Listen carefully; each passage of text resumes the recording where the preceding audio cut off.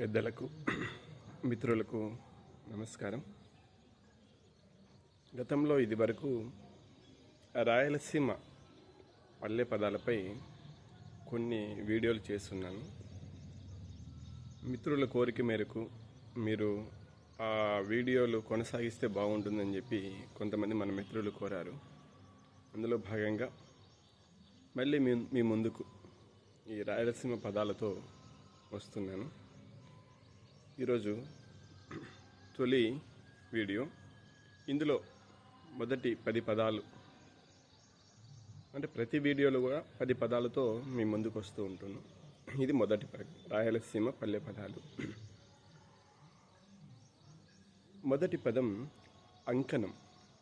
పూర్వపు రోజుల్లో మిద్దెలు, కొట్టాలు, ఇట్లాంటి పెద్ద పెద్ద భవంతులు, మాడీలు ఇవన్నీ లేని రోజుల్లో పల్లెల్లో ఎక్కువగా కొట్టాలలో నివాసం ఉంటా ఉన్నారు. మీ కొట్టం ఎన్ని అంకణాలు అనేసి అడుగుతున్నారు. అంటే చుట్టూ 6 అడుగుల చుట్టుకొలతని అంకణం అని పిలుస్తారు.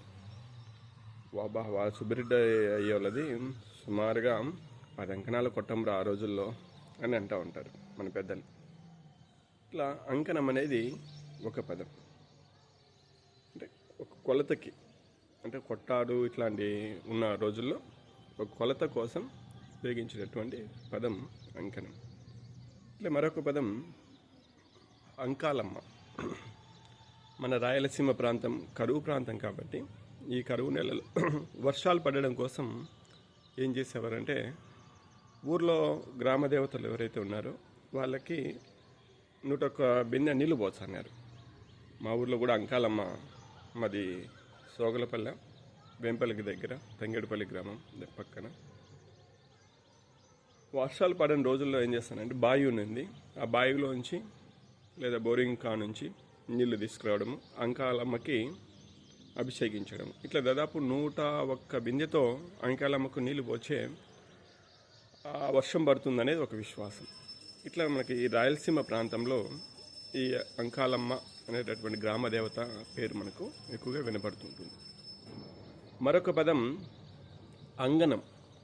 అంగనం అంటే ఇంటికి ఎదురుగా విశాలంగా స్థలాలు వదిలిపెట్టేవాళ్ళు. అంటే ఎనుములు తిరిగేదానికి కానీ, కోళ్ళు తిరిగేదానికి కానీ, ఏదన్నా బాగా అప్పట్లో ఇండ్లు చిన్నగా ఉండేది, ఇండ్లు పెద్దగా ఉన్నా కూడా ఇంటికి ఎదురుగా కూడా చాలా వరకు స్థలాన్ని బాగా వదిలిపెట్టి ఉండేవాళ్ళు.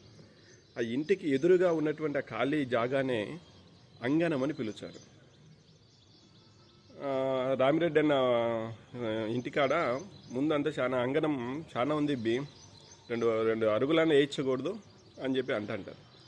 అంగనం అంటే ఇంటికి ఎదురుగా ఉన్నటువంటి విశాలమైనటువంటి జాగాని అంగనం అని చెప్పేసి అంటారు. ఇంకొక పదం అంగలేయడం. అంటే కోపంలో ఏదన్నా అరవడాన్ని అంగలేచ్చాడా అని చెప్పేసి అంటాం. ఏంది పొద్దున్నే పిల్లగాని మీద అంగలేచ్చండావు, ఏం చేసినాడేంది అని అంటూ ఉంటారు. ఈ అంగలేయడం అంటే కోపంతో అరవడాన్ని అంగలేయు అని రాయలసీమ ప్రాంతంలో అంటారు. అట్లే నీటిని పూర్వపు రోజులు ఎక్కువగా కట్టెల పొయ్యి మీద నీళ్లు కాంచేవాళ్ళు. నీళ్లు బాగా కాగినటువంటి నీళ్ళు అంట కాగినాయని చెప్పేసి అంటారు. బాగా అంట కాగినట్టున్నాయి, తోడించకూడదు నీళ్ళు ఏమే అని చెప్పేసి అంటుంటారు. అంటే బాగా వేడి కావడాన్ని అంట కాగినాయి అని చెప్పేసి సంబోధిస్తారు. అట్లే అందిచాపులు అనేది మరొక పదం. అంటే సమీపంలో, దగ్గరగా అనేదానికి అందిచాపుల అని చెప్పేసి అంటారు. మామడే ఉందన్నా ఈయనగా అందిసాపుల్లోనే ఉండాలి అని చెప్పేసి అంటారు. అంటే దరిదాపుల్లో, దగ్గరగా అనేదానికి అందిచాపులు అనేటటువంటి ఈ పదాన్ని ప్రయోగిస్తారు. ఇట్లా అంబలి మాన్యం అనేది ఇక్కడ ప్రాంతంలో ఉంది. ఇక్కడ విరుపునాయనపల్లి మండలం రామిరెడ్డిపల్లె అనే ఒక ఊరు ఉంది. ఆ రోజుల్లో దీనికి ఒక అంబలి మాన్యానికి ఒక చిన్న కథ ఉంది. అంటే బ్రిటిష్ వాళ్ళు ఒక రెడ్డి కోసం ఆ ఊర్లోకి వస్తే, ఏమో మీ ఆయన ఉన్నాడా అని అంటే, లేడా స్వామి ఇట్లా బయటికి పోయాడు పొద్దున్నే అంటే, అట్లనా అంబలి ఏమైనా తీసుకుంటారా స్వామి అని చెప్పి అడుగుతారు ఆ ఇంటి ఇల్లాలు. దానికి ఆ బ్రిటిష్ వాళ్ళు వెనక వైపు ముడ్డి ప్రాంతం చూపించి, ఇక్కడ పోయి ఇమ్మా అని చెప్పేసి అన్నాడు. ఇంత పొగర వీళ్ళకి ఉండనని చెప్పి వేడివేడి అంబలి తీసుకొచ్చి వాళ్ళిద్దరిని కట్టేసి వాళ్ళు చూపించిన ప్రదేశంలో అంబలి పోసినారంట.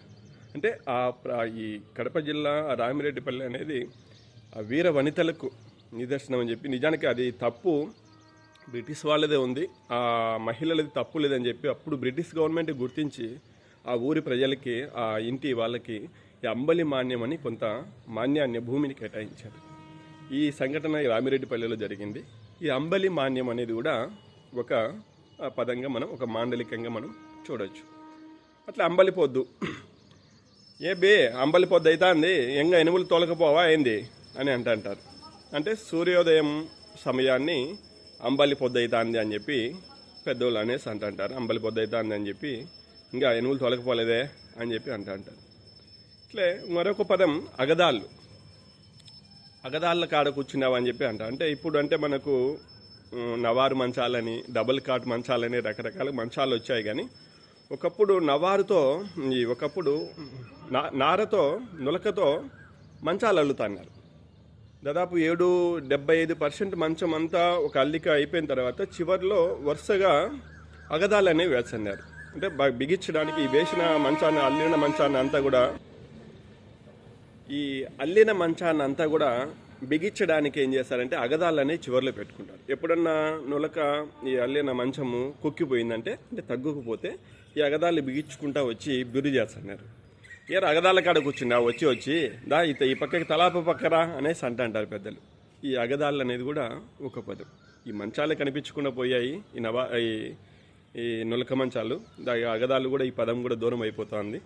ఈ పదం కూడా ఒక మాండలికంగా చూడవచ్చు. ఇంకా అఘాయిత్యం అంటే కొంచెం జరిగిన దాన్ని ఎక్కువ చేసి చెప్పడాన్ని అఘాయిత్యం అంటారు. వాడొట్టే అఘాయిత్యం నాయలరా, అఘాయిత్యం నాబట్ట, కానీ ఏదో ఏం జరిగిందని వాడంతగా కూడా అఘాయిత్యం చేస్తున్నాడు అనే ప్రయోగాలు మనం ఈ ప్రాంతంలో చూస్తుంటాము. అఘాయిత్యము, ఆగిత్యం అని కూడా అంటాము. ఈడ అంత ఆగిత్యం చేస్తున్నాడే అని కూడా ఈ పదాన్ని ప్రయోగిస్తూ ఉంటారు. ఇవి మొదటి రోజు తొలి 10 పదాలు. మళ్ళీ వచ్చే రెండవ భాగంలో మళ్ళీ 10 పదాలతో మీ ముందుకు వస్తాను. అంతవరకు సెలవు. మీ doctor Chinthakunta Sivareddy, C P Brown గ్రంథాలయం, కడప.